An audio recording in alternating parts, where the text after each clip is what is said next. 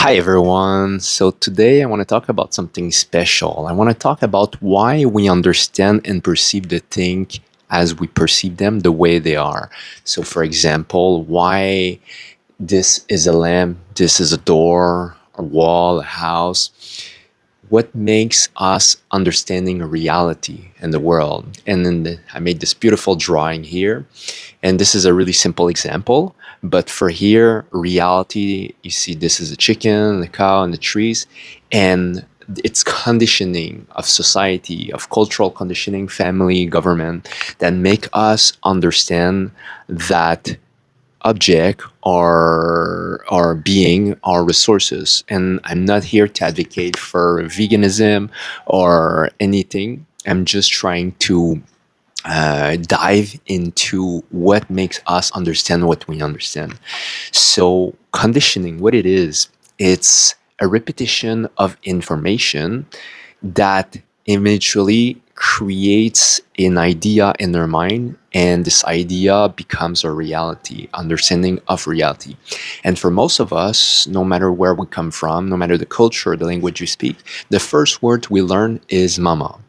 It's the word that comes from when we're a baby being cared of, and it doesn't come naturally. It's repeated for most of us hundreds, if not thousands of times throughout the when we're born to the first time we're able to pronounce it. And this is a correlation between the person that is taking care of us, the motherly figure, and our understanding that there's a difference between us and this figure. And eventually we're able to vocalize it. And what it means is that for the first time, we are able to put a label on something that we're perceiving. We understand that what we're perceiving has a name, the same way as any object has a name. And I have a couple story to confirm that. There's a story, and they're all true story, where a man that was in his early 20s or maybe 30s, so he was already a grown-up adult, but he was born deaf, mute and deaf. And that was in, I think, in the 70s. I'm not 100% sure, but a lot before, when the science of understanding kids with disability was well known. And at first, he was believed to be mentally impaired, or he was believed to be unfit to go to normal school, and they didn't know that he was deaf and mute. They didn't understand that. And so he went to this specialized school, or maybe it was a hospital. And there's one woman who was kind of her caregiver that realized that he was different. He was not like the other kids. She kind of felt that he could maybe understand in a different way, so he was not mentally impaired. And so what she did, and back then was like kind of a milestone to what existed already, is that she would on her own impersonate a dialogue between a teacher and a student, and you would be the watcher, the witness, and you would not be interacting. She was just acting a scene in front of him.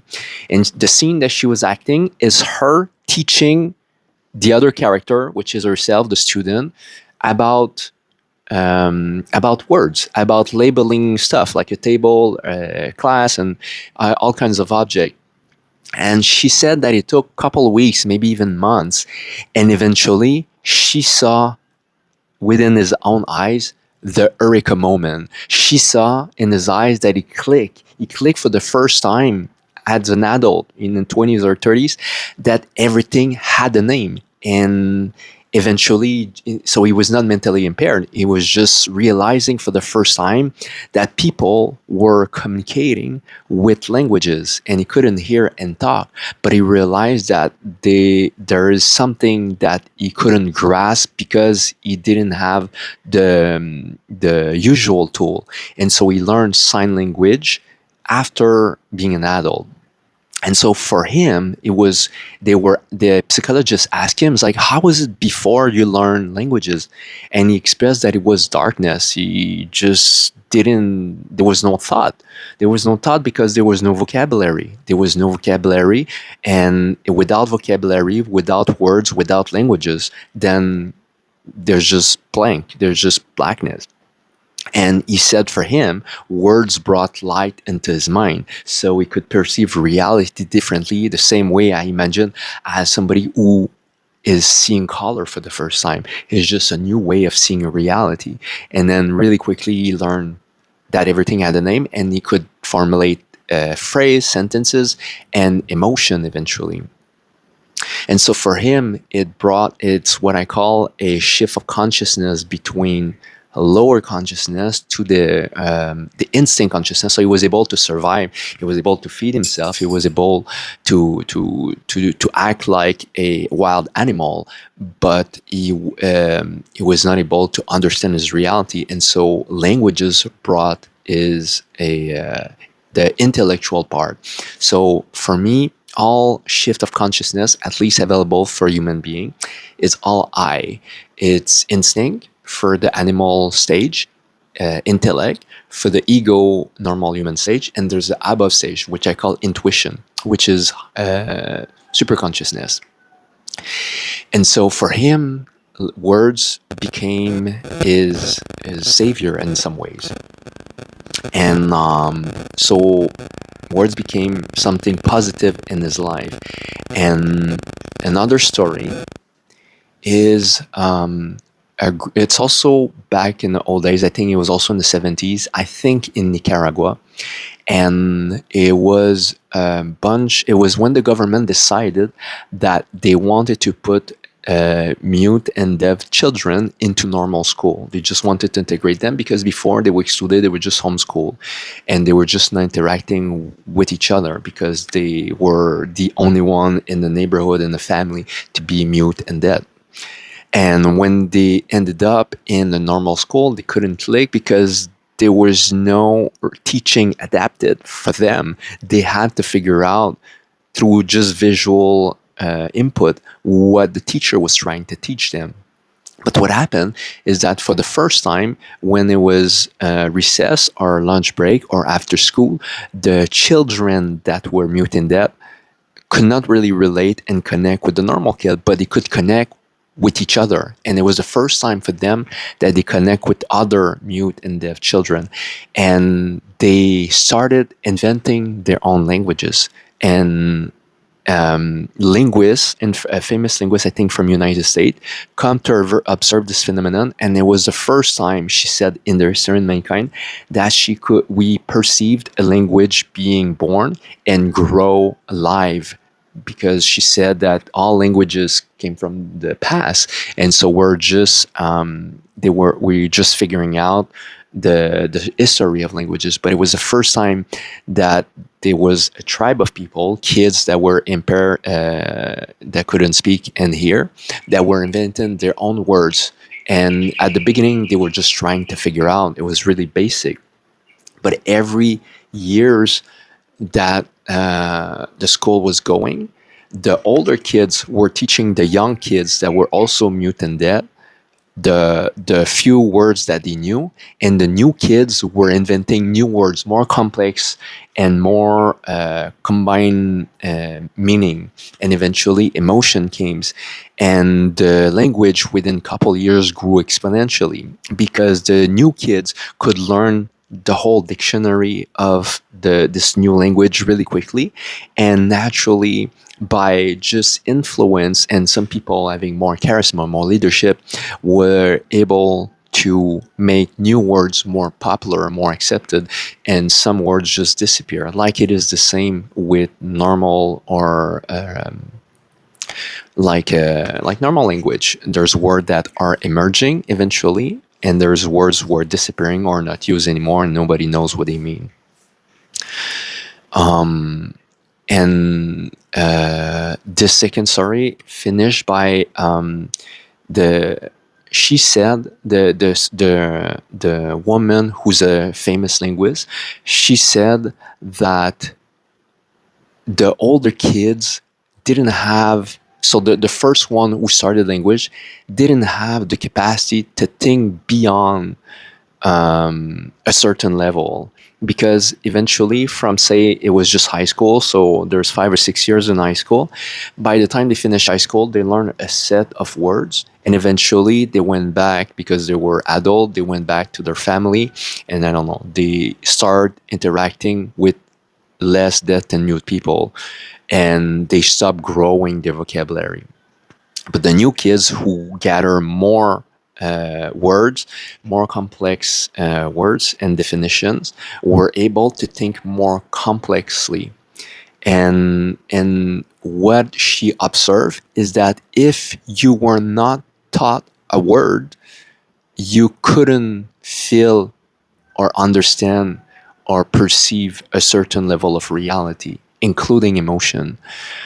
And there's many side story like this where older generation with a more simple mind, less vocabulary, less education, who are not able to think about a reality that exists from people who have a more complex mind, more developed vocabulary, like the subjunctive, like what would it be if, could, should, would. It's mean that it's a possible reality, but it doesn't exist because it's conditional to something. And people with a doesn't have this mm, kind of connection in the brain, they cannot feel or understand or think about this kind of concept. And so, what I want to mean with conditioning, it's really that our perception of reality and what we can understand from reality is, as its foundation, based on what we learn. And so, what we learn is onefold. We need uh, we need education, and we need our own experience. The same way as a child who's curious and hear for the first time about orgasm. Say you're 10 years old, you hear that, that's cool. He doesn't really know, and he has his parent. It doesn't matter if the mother or the parents are top level tantric teacher and know everything about orgasm, maybe have wrote books and know all the different style, different type and level of orgasm. Even with their best description, they'll never be able to transfer the knowledge of orgasm to the child. They can create curiosity, but they cannot give the experience to intellectual uh, words. But at the same time, somebody who has an orgasm but doesn't have knowledge, because you just explore by yourself and then you feel something, and eventually it's like you're questioning yourself, you might not know what just happened to you. And then so by having knowledge and experiences, then we can understand our own experiences. um, and it's the same with all emotion. So for example, love or God, when we only believe what we're told, conditioning from either mainstream, from family, from what we read, from social media, from friends, then, and we don't have our personal experience, we allow the conditioning that we learn from others to shape our understanding of what we think we know about something. And so if it's a table, it's easy. It's like a flat surface with 3 or 4 legs or plus, and then you can put something on top. And then when we see it, we can understand, we can relate to it. And when it's an emotion, when it's something more personal, more experiential, and then we're told what it should feel, what it should be, and then the conditioning is not accurate, then people think they find, for instance, love, because it's like, oh, this man or this woman has everything I'm looking for, and she's marrying me, and eventually you think love doesn't exist because either your partner cheat on you, or they divorce you, or whatever, doesn't feel aligned anymore, and then there's people who are losing faith, and it's the same thing with God. But the problem is not because love and God does not exist. The problem is because the conditioning is wiring our brain in a certain way, and it doesn't necessarily mean that the conditioning is of bad quality. It could be good quality conditioning, but the way we are framing and understanding in our own mind is not close to the truth. And then because when you have your own experience about something, you and you have the knowledge, everything makes sense, and then you might be good at explaining it, and or you might not be good at explaining it, but you understand for yourself. And so if you're asking your parents, for instance, or a teacher about something, and they're not really good at explaining it, or you're not really good at puzzling the size of the puzzle, you might think something that is different than what they're explaining, mostly about something that is more complex in the material world, like emotion or spiritual awakening. All this to say that we are in need to find our own experiences about everything we learn, so we can we can be sure that we understand the reality as it meant. If we're told and we don't have our own experience, then either we are feeling lost or mistrust based on, not because reality of love and God does not exist, but because we don't have a personal experience.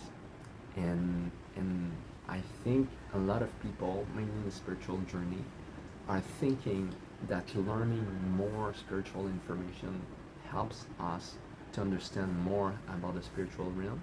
But at the same time, in my own experience, good information should just be there to erase bad information.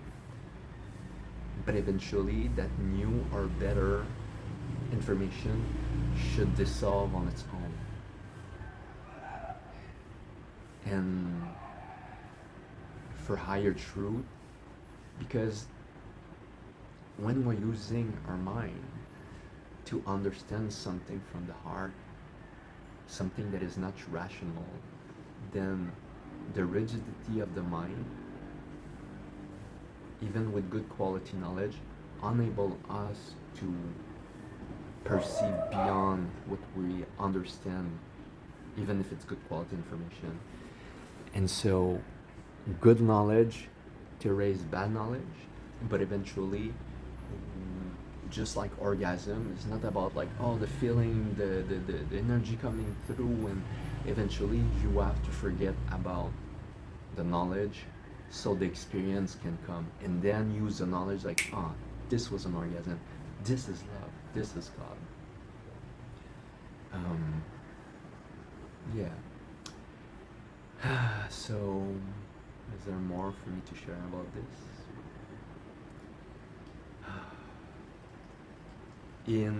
If you are into spiritual knowledge, there's a famous goddess called. Okay, so it's not loading, but I managed to pull it out on Google. So this is the picture of Kali, and a lot of people think she's really scary. I can make a close up. And so what you see is that it's like a goddess that's standing on top of Shiva. And what it represents, she's actually taught in advanced spirituality. She's standing on top of Shiva, as Shiva is the father of spirituality. And she's having a necklace and holding a head. And she's also has a belt of cut hand around her waist. And she's holding a sword. And so what it means is that in the advanced part of the spiritual journey, we need to kill the spiritual ego, and the sword represents knowledge, and it's chopping the thinker and the doer. The doer is the hand and the thinker is the head, because our good knowledge is blocking us from perceiving, understanding, and realizing beyond the spiritual knowledge. All knowledge filter to the computer that is our brain becomes a filter the same way as mainstream conditioning. It's just a better pair of glasses. Every layers of conditioning that we can remove on our spiritual journey allow us to perceive reality as it is, but then new knowledge alternative knowledge will put another filter. Eventually you remove them, and then maybe you have another kind of alternative knowledge, and it becomes a better filter, and you feel maybe more connected to reality, to nature, to your emotion, to people in a relationship, and it feels like we're healing. But every time we allow knowledge to make us understand about reality, it is still a filter, meaning that an empty mind is the only way for us to truly be connected with reality. And this has happened for babies who are not born, for after death, for people who experience through psychedelic, and then sattvic practice, where the intention is the absolution of the monkey mind. And there's a perception that exists when we are silent within ourselves, when we are at peace, and there's no monkey mind defining or arguing with reality. Um, yeah, and this is where, when there's thought, it's always about the past and always about the future, and it's blocking us from being present. In the present, in true presence, there's no thought. There could be contemplation, but there's no thought. And it is in contemplation that we see reality as what it is.